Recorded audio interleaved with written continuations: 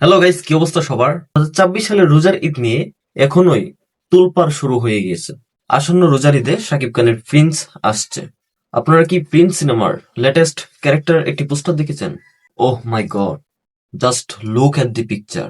প্রথমবারের মতো বাংলাদেশি কোনো সিনেমার পোস্টার দেখে অফিসিয়ালি ভাবে মনে হচ্ছে এবার খেলাটা সত্যিই জমে গেছে।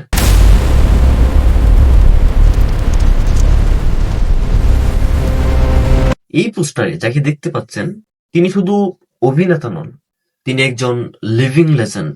ইন্ডিয়ান ওয়েব সিরিজের বস মির্জাপুর বা সেক্রেট গেমস, দি রেলওয়েম্যান, জামতারা, এইসব জনপ্রিয় ওয়েব সিরিজ খ্যাত দিবেন্দু ভট্টাচার্য একাধিক প্রশংসিত প্রজেক্টের পর এবার ফাইনালি তিনি বাংলাদেশি কোনো প্রজেক্টে কাজ করতে যাচ্ছেন, আর সেটা হচ্ছে শাকিব খানের আসন্ন রোজার ঈদের সিনেমা প্রিন্সে। হ্যাঁ বন্ধুরা, ঠিকই শুনেছো, প্রিন্সে শাকিব খানের সাথে হাড্ডাহাড্ডি একটা লড়াই হবে এই দিবেন্দু ভট্টাচার্যের। অর্থাৎ প্রিন্স সিনেমায় ভিলেন ক্যারেক্টার থাকতে যাচ্ছে এই দিবেন্দু ভট্টাচার্যের। প্রিন্সে তাকে আমরা একেবারে নতুন রূপে দেখতে পারবো।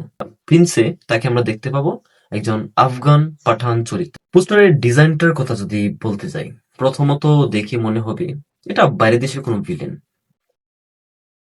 হয় না শুধু বডি থাকলে যে ভিলেন হয়, বা ভালো হাইট ফিট বডি, এরকম ছাড়াও কিন্তু ভিলেন থাকে, যেটা আমরা তামিল সিনেমাগুলোতে দেখে থাকি।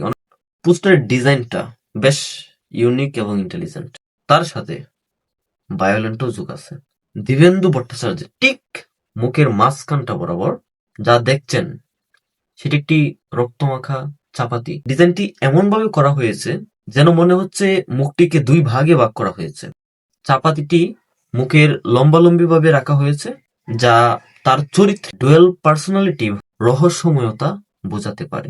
একটা বিষয়, রক্ত আর জং ধরা টেক্সচার দেখে যা বোঝা যাচ্ছে সেটা হচ্ছে চুরির এই চাপাতির ব্লেডে লেগে থাকা যে রক্তগুলি এবং উপরের জং ধরা কালচে ভাবটা, এটা সিনেমার র এবং ডার্ক টোনকে রিপ্রেজেন্ট করে। চুরির ব্লেডটা মুখের এক পাশ ঢেকে দিলেও এক পাশ কিন্তু খোলা, আর সেই এক পাশের চোখের যে এক্সপ্রেশন, যা প্রচন্ড ক্ষিপ্রতা এবং ভয়ঙ্কর এক চাহনি তৈরি করেছে।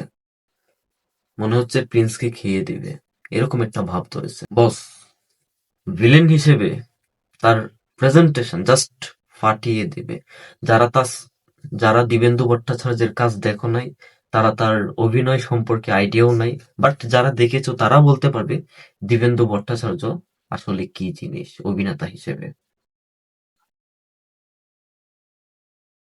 সিনেমার নাম প্রিন্স হলেও এই আফগান পাঠান চরিত্রে এই দিবেন্দু ভট্টাচার্য যে প্রিন্সকে নাকানি চুবানি খাওয়াবে, এটা বেশ ভালো করেই বোঝা যাচ্ছে। তার পোস্টার দেখে এমনটা আন্দাজ করা যাচ্ছে।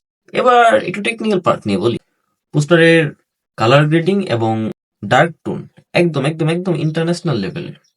আপনি যদি পোস্টারটা লক্ষ্য করেন, এর কালার গ্রেডিংটা সত্যি সত্যি সত্যি ভালো লাগার মতো। আর ব্যাকগ্রাউন্ডে ঢাকা শহরের কোনো এক অন্ধকার গলি, বাট সেই অন্ধকার গলিতে একের পর এক লাশ পড়ে আছে।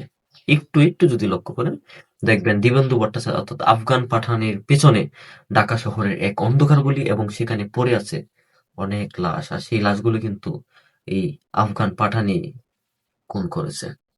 পিছনে পড়ে থাকা সেই লাশগুলোই বলে দিচ্ছে যে গল্পটা র এবং রাস্টিক অ্যাকশন থ্রিলার ধর্মী হতে যাচ্ছে। আবু হায়াত মাহমুদ ভাই কিন্তু পরিচালক হিসেবে সবসময় ডিটেলস কাজ করে, আর প্রযোজনা প্রতিষ্ঠান ক্রিয়েটিভ প্ল্যান্স আছে, সব মিলিয়ে একটা ভরসার জায়গা কিন্তু আছে। Prince once upon A time in Dhaka নিয়ে সর্বোপরি বলতে গেলে আমাদের প্রত্যাশা এখন আকাশ চুম্বী। সত্যিকার বলতে আমরা চেয়েছিলাম আরো ইয়াং কেউ থাকুক ভিলেন হিসেবে, বাট এখানে যাকে রাখা হয়েছে আমার কাছে পুরোপুরি একটা তামিল মানে ভিলেন যেরকম হয় সেরকম একটা ভাইব এসেছে আমার আমার মধ্যে।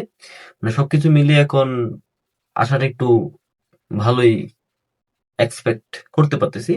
আপনারা কি মনে করেন দিবেন্দু ভট্টাচার্য আফগান পাঠান চরিত্রে ঠিক কেমন করবে, এবং যদি সত্যি ভিলেন হয়ে থাকে তাহলে এই ভিলেন ক্যারেক্টারটা তিনি ঠিক কতটুকু ভালোভাবে ফুটিয়ে তুলতে পারবে, এটা এখন দেখার বিষয়। আপনাদের কি মনে হয় প্রিন্স সিনেমাতে দিবেন্দু ভট্টাচার্য যে ভিলেন চরিত্রটা থাকতে যাচ্ছে কেমন করতে পারে সে?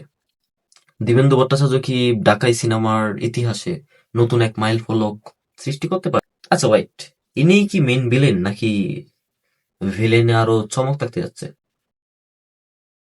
Let's see. Bye bye. দেখা হচ্ছে পরের ভিডিওতে।